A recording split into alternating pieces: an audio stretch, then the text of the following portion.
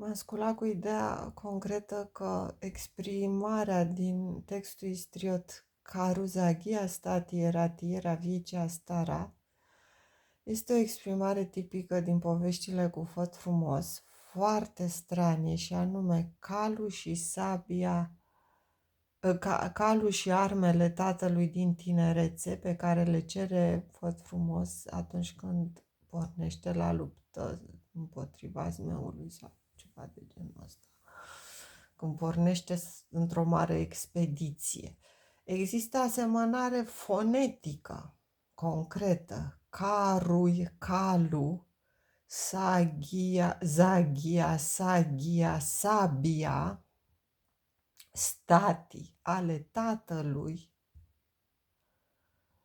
Din câte știu, în anumite povești, lucrul ăsta este un sfat pe care îl primește de la o bătrână pe care Tiera viecea stara, de la o bătrână pe care o ajută, căreia îi dă niște bani și de la ea primește sfatul să ceară calul și armele din tinerețe ale tatălui. De ce ar cere cineva așa ceva?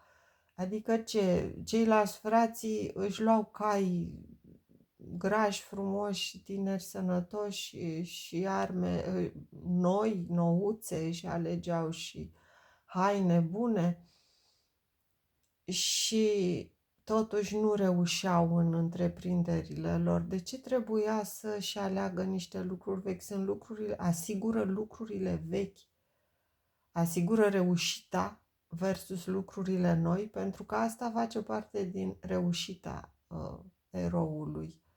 Faptul de a-și alege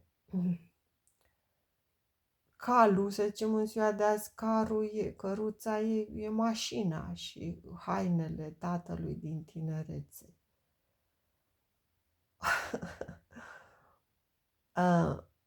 Și totuși, da, este și ăsta un element și încă unul principal, probabil că am banii cu iziectili,